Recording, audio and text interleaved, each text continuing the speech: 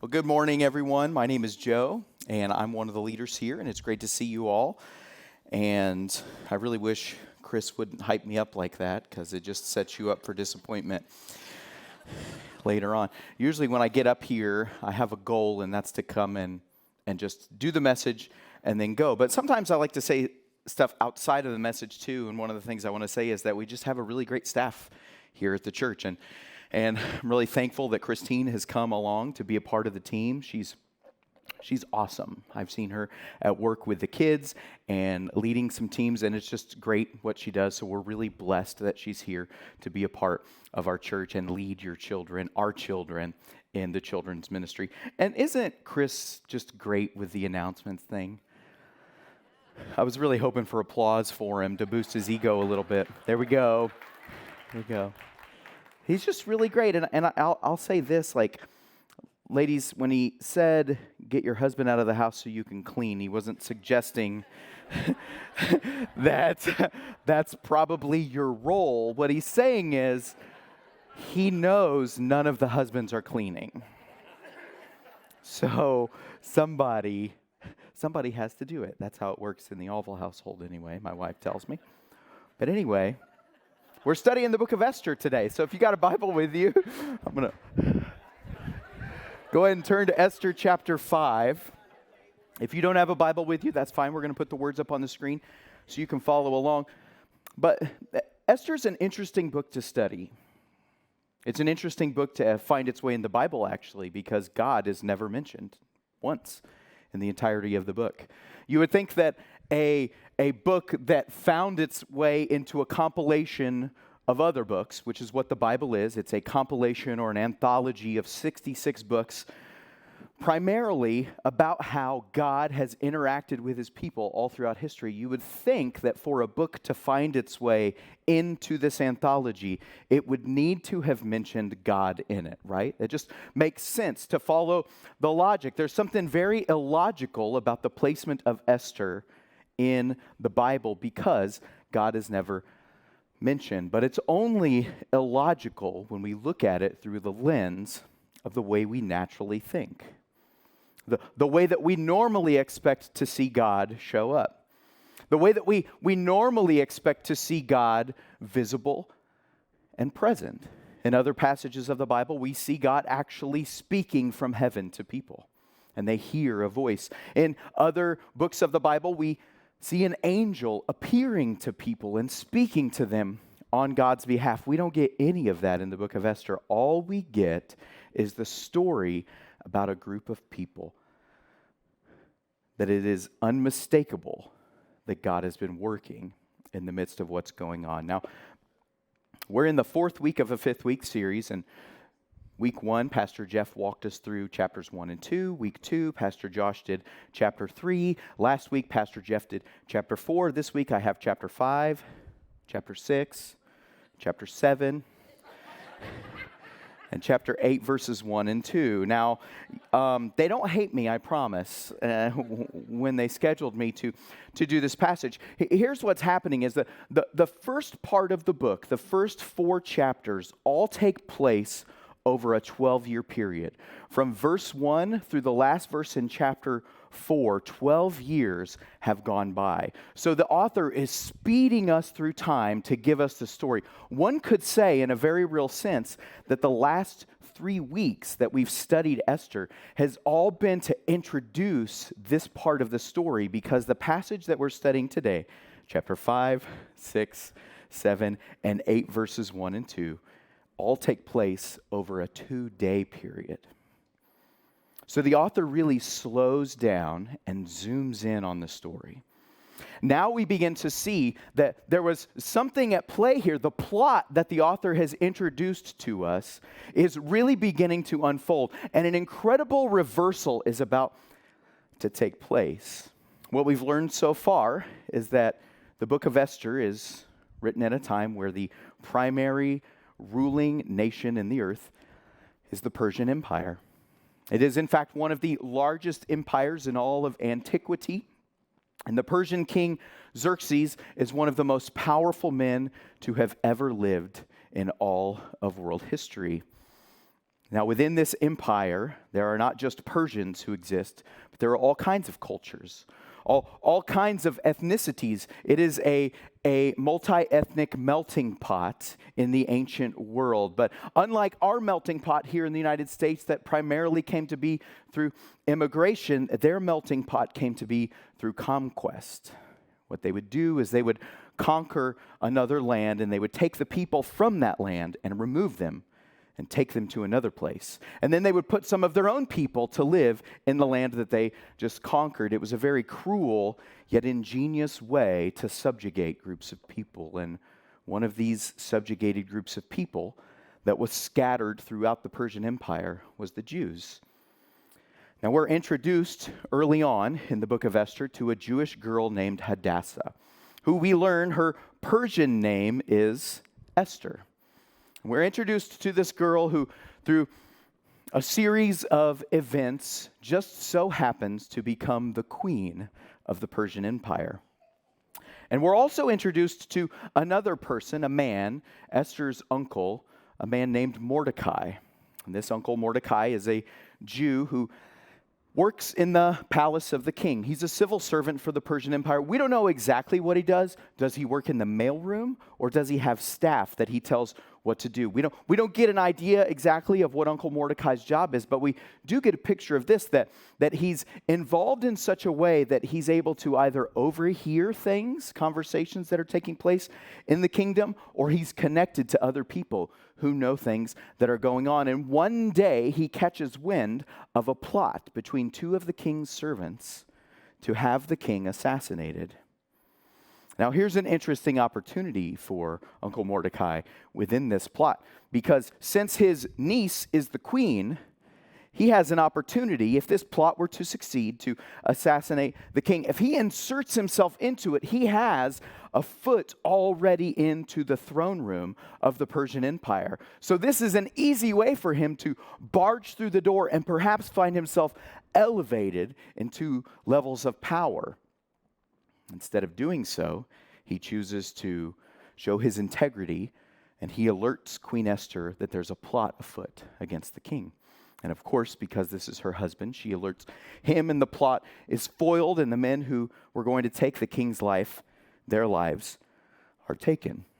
We're also introduced to another character in the story, a man named Haman.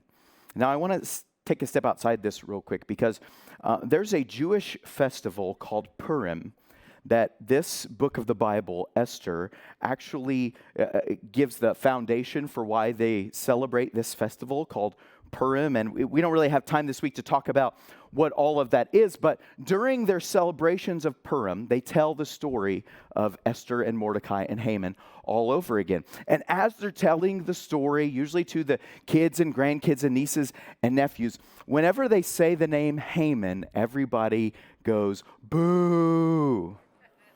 Whenever they say the name Mordecai, everybody says, yay! In fact, they have noisemakers that they make to celebrate Mordecai and boo Haman. So let's practice that a little bit. We're introduced to a man with a lot of integrity named Uncle Mordecai. You guys are good. We're also introduced to an evil man named Haman.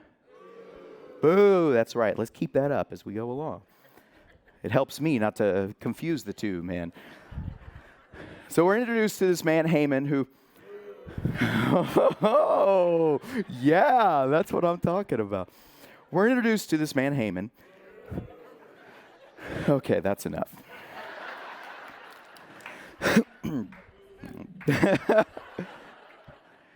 We're introduced to Haman, who... I did it to myself. Who's a very powerful man in the empire. In fact, everywhere he goes, if he enters into a room, everyone stands to greet him. If he walks down the street and people see him, many of them will stop and bow to this evil Haman. He has a lot of power in the Persian Empire. He's trusted by the king, and everywhere he goes, people know who he is because he carries the king's authority with him, and everyone pays him homage except for one man. Can you guess who that is? Uncle Mordecai. Yay. Now, we don't know why Uncle Mordecai doesn't bow down to Haman. We don't know why he doesn't stand when Haman enters the room. The Bible doesn't tell us that. We can speculate. Was Mordecai just a jerk and treated everybody like that? Did he have something against Haman? Did he somehow know that he was an evil man? Did he catch wind at some point while he was working in the palace that Haman was a part of some shady dealings? We don't really know why he won't stand, but for some reason he doesn't show Haman the respect that everyone else does. And whenever he passes by Mordecai, whenever Haman passes by Mordecai and Mordecai refuses to stand or bow, it just crushes Haman. He's devastated by it. It's a lot like the song we sang, man's empty praise and treasures that fade are never enough. This is Haman's life. He was so beholden to the praise of other people that the lack of it from one person was enough to disturb him, was enough to set off his entire day. Now, this Haman, as he sees that Mordecai, he learns that he's a Jew, he decides that he'll fix the problem of Mordecai not paying him homage simply by having all of the Jews in the kingdom killed. What an easy, what a leap to make. This one guy won't give me the honor I think I deserve, so I'll have all of his people executed. And so he chooses to set this plot afoot, and Haman catches wind of this plot as well. And so he goes to the queen, we learned last week, and he says, listen, Queen Esther, your people are about to be executed. They've set a day months from now where everyone will rise up against our people. Now, no one in the palace at this point knew that Haman and Esther are related. No one in the palace at this point knew that Esther was a Jew. And so for her to go forward to the king with this plot was to expose herself as one of them and perhaps put herself in danger. And she pushes back against Haman and against Mordecai. And she, remember, I need the boos and the yays to remember, she pushes back against Mordecai because she says, if I go before the king has a custom, if he hasn't called you into his throne, if he hasn't called you into his throne room and you appear, he can have you executed. There's danger in me losing my life if I do this, Mordecai. And Mordecai convinces her that she should go before the king, and she finally relents to do it, and she says these words, okay, that's fine, I'll go before the king, and if I perish, I perish. I'll do it. If that's what it takes to do, I will go before the king. This brings us to Esther chapter 5, verse 1. So I'll go ahead and read. If you have your Bible with you, you can read along. Chapter 5, verse 1, it says, on the third day, Esther put on her royal robes, and she stood in the inner court of the king's palace in front of the king's quarters while the king was sitting on his royal throne inside the throne room opposite the entrance to the palace. A lot of words there that's just trying to give us a picture that the king is sitting in the center of power. He's sitting in the most important room in the world right now. And Esther is about to come in unannounced. Verse 2, when the king saw Queen Esther standing in the court, she won favor in his sight, and he held out to Esther the golden scepter that was in his hand. Now, that was his way of showing that he accepts this visitor into the palace. And Esther, this is verse 2, approached and touched the tip of the scepter. And the king said to her, what is it, Queen Esther? What is your request? It shall be given you even to the half of my kingdom. Now, just so we know, he's exaggerating here. It's a lot like this when you do somebody a favor and they say thank you and you say anytime. You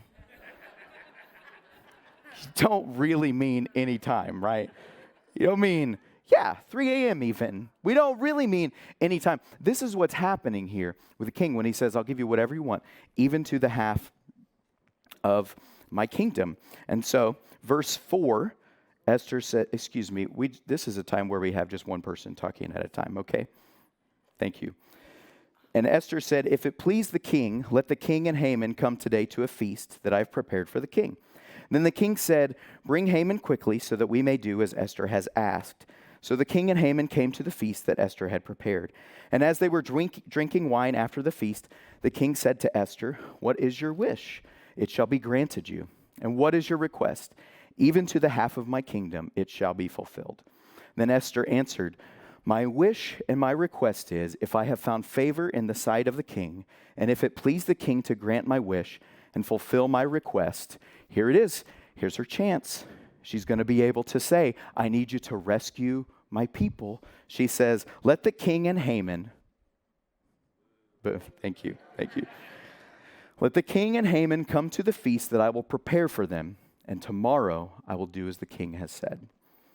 She has her chance to say, I need you to rescue my people in this moment. But she doesn't, and I don't know why she doesn't. I don't know if maybe she got cold feet, maybe she got scared, maybe she got nervous. She certainly hasn't changed her mind, but we've all had those moments where we go to do something and we think, now's the time, and we chicken out maybe. Maybe that's what's happening here. We don't know. It's fun to speculate. But verse 9, Haman went out that day joyful and glad of heart. Of course he did. He's just invited to be the third wheel to a date with the king and his wife. Of course he's happy. And so when Haman, he went out that day, verse 9, joyful and glad of heart. But when Haman saw Mordecai in the king's gate, that he neither rose nor trembled before him, he was filled with wrath against Mordecai. Nevertheless, Haman restrained himself and went home. And he sent him, brought his friends and his wife Zeresh, and Haman recounted to them the splendor of his riches, the number of his sons, all the promotions with which the king had honored him, and how he had advanced him above all the officials and the servants of the king. He goes on to say all of the wonderful things about himself. I have so many great things going for me. Everything is great. And verse 12, even Queen Esther let no one but me come with the king to the feast she prepared. Tomorrow, I'm invited by her together with the king. I get to be the third wheel at their date. He's a weird guy, but he's excited about this. Verse 13 says, yet all of this is worth nothing to me, so long as I see Mordecai the Jew sitting at the king's gate. Man's empty praise is never enough. He's got all of this going for him, and yet this one thing so robs him of his joy and his peace and his happiness that he can't even take it. Now, here's where we're about to see the entire story flip. Here's where we're about to see God reverse the entire situation. And this is what God does. This is how we know this is God at work. Because what's about to happen are things that we see all throughout the Bible, things turning around. The Jews, we learn here, are speeding towards destruction.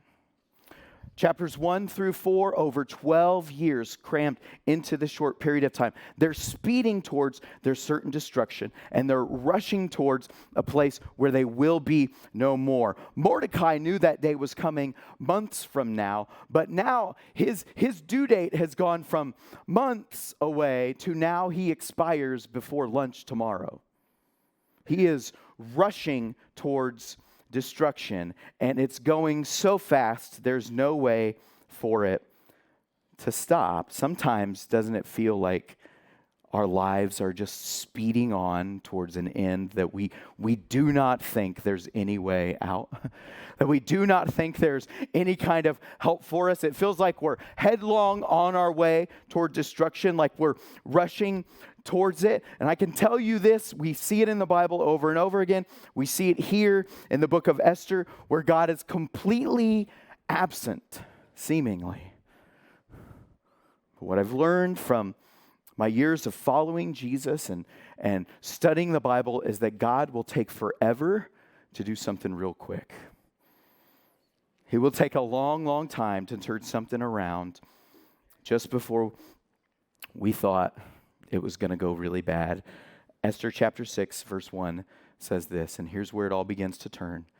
On that night, the night that Mordecai has been marked for death, on that night, the king could not sleep.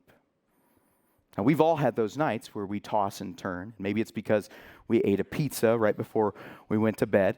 Maybe it's because we've got a lot on our mind.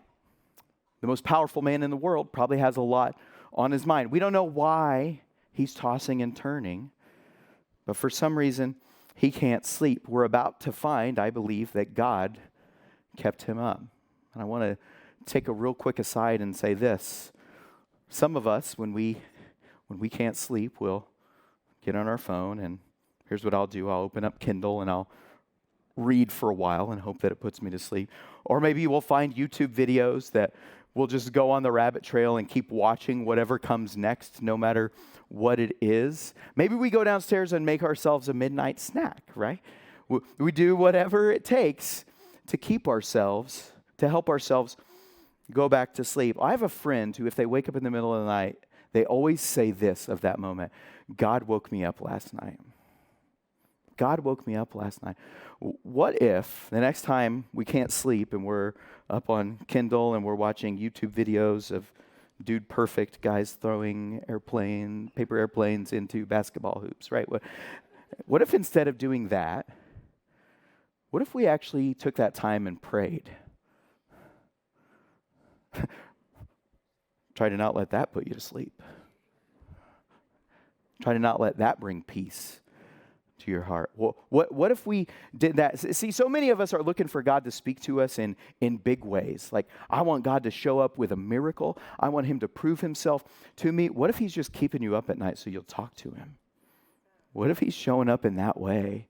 What if it's that simple and hidden?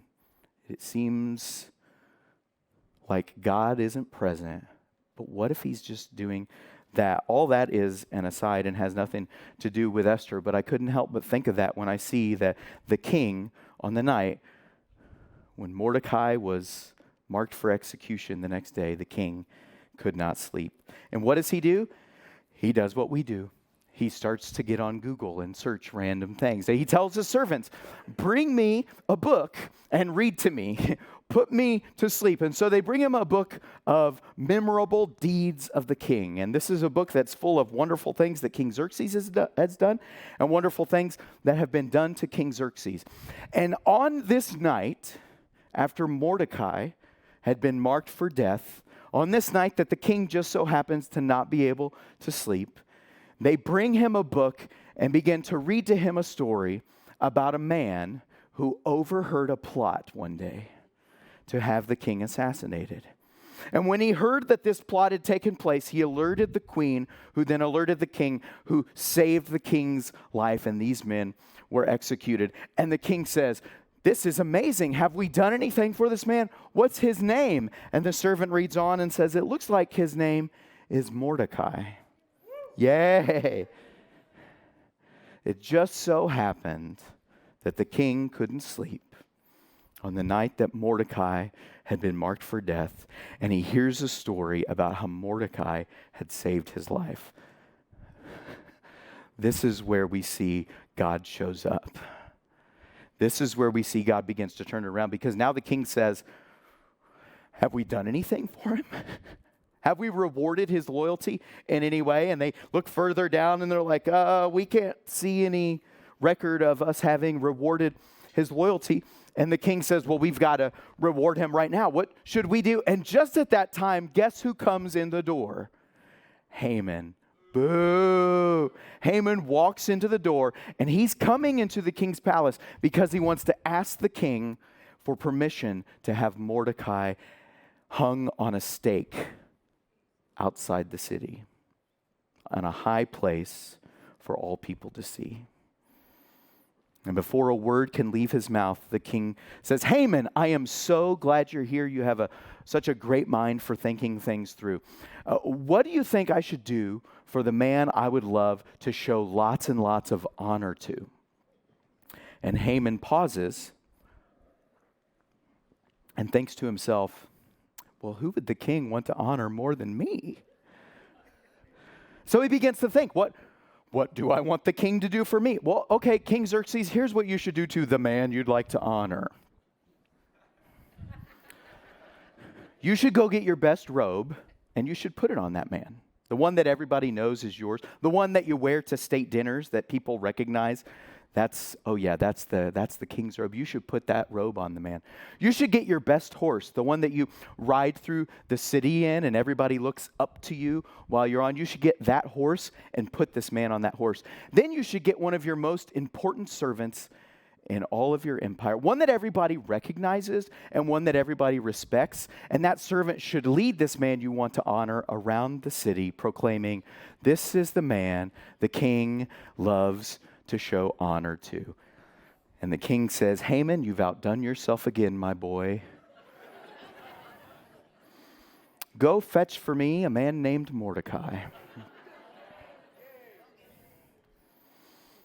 And bring that robe, saddle up that horse, and Haman, who's more respected and recognized in the kingdom than you? Why don't you lead Mordecai around the city in my robe, on my horse, and say, 'This is the man the king loves to show honor to'?"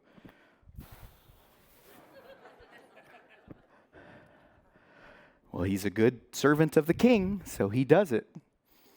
And he for sure is dejected and downcast as he's walking around saying, "This is the man the king loves to show honor to." You can just imagine his head is down and he's mumbling to it. And maybe Mordecai says, "What's that, Haman? I don't think they can hear you over there." And Haman goes home because he needs to make sure that he remembers to take his Zoloft tonight. And he's very depressed, and he's telling his wife how sad and upset he is about this situation that has occurred to him.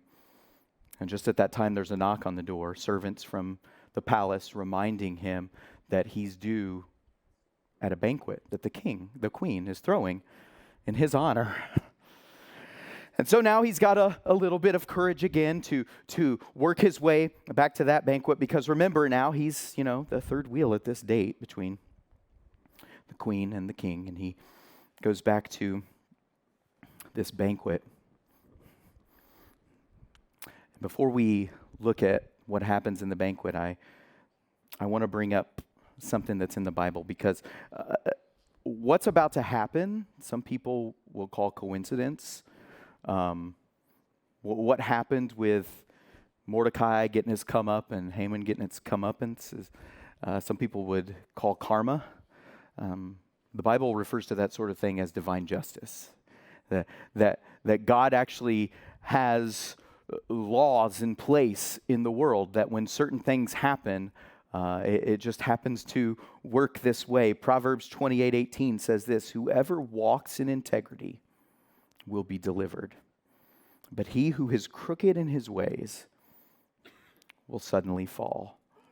We've seen Mordecai walk in integrity.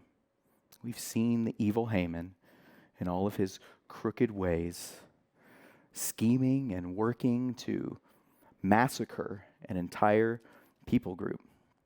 And now he walks into the banquet that's been prepared by the queen, in which the queen finally tells the king what her wish and her request is: that there's been a plot formed by an evil man in the Persian Empire. And this plot is to have all of her people massacred on one day. And the king says, "Who is the man who would try to kill all of my queen's people?" And the queen says, "Well, I'm so glad you asked. It just so happens to be Haman himself." Well, the king is furious. He rises from the table and runs out into the garden, and he doesn't know what to do. He doesn't know what to say, and he can't even find his words to come and stop what is done. And then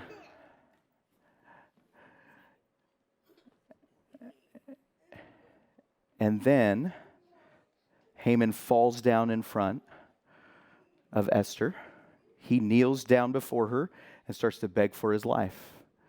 And just about that time, the king walks back into the room and finds Haman's head on Esther's lap, begging for his life. And he says, "You can put your hands on the queen." And just at that time, gentlemen, you can imagine how furious you might feel. The king's bodyguards come in and whisk Haman away. And they take him out to the stake that he'd erected outside of the city to have Mordecai hanged upon. And they hang Haman on that very same stake that was planned for Mordecai. Mordecai's life is then spared, along with the life of all of the Jews whose enemy is now no longer present.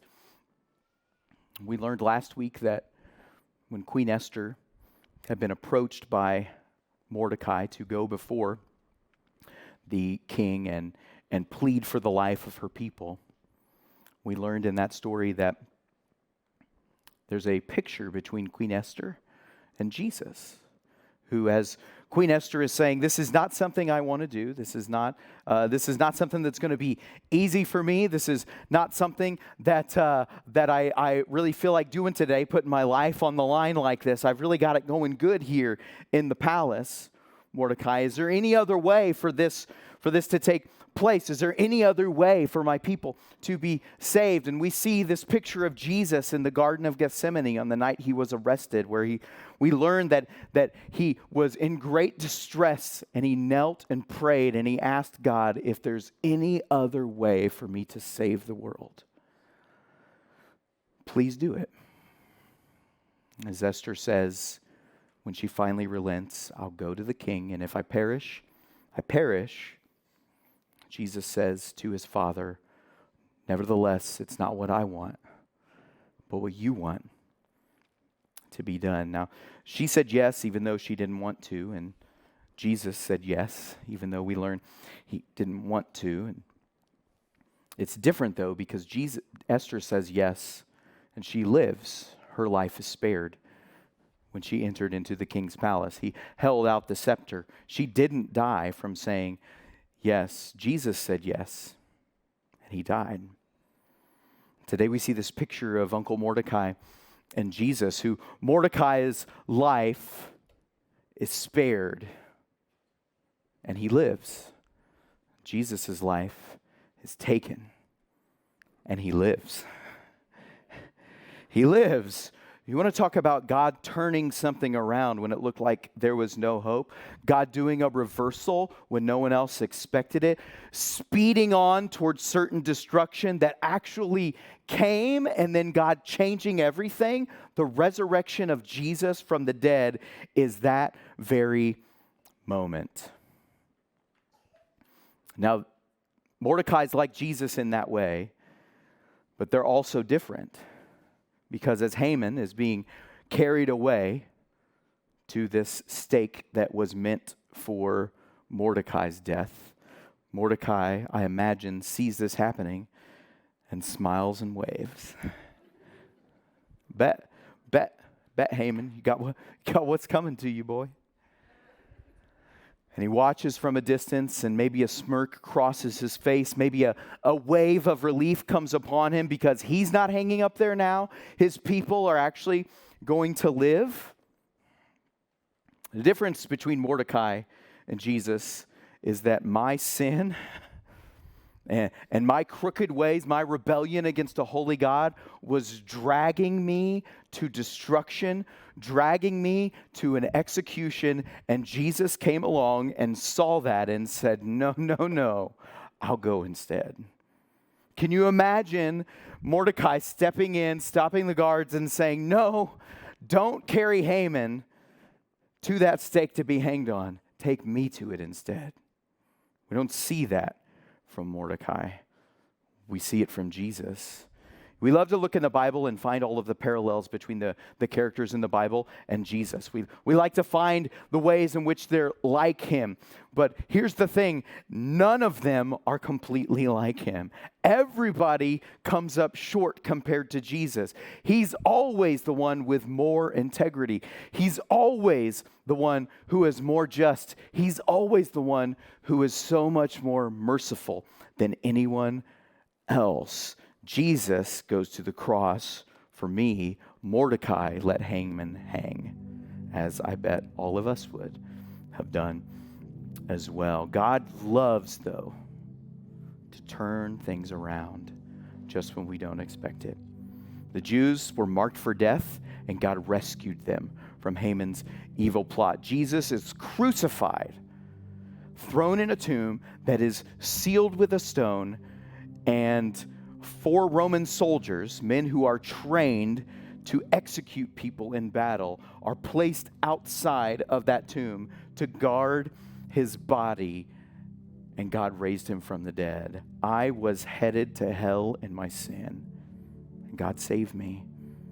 He loves to turn things around when we least expect it. Proverbs 28:18, whoever walks in integrity will be delivered, but he who's crooked in his ways will suddenly fall. We're all of us, before a holy God, in light of God's perfection, in light of who he is, in comparison with his righteousness, we're all crooked in our ways. But Jesus, the one who always walked in perfect integrity, took the fall for me, took the fall for you, and now he gives to us the deliverance that he himself had earned.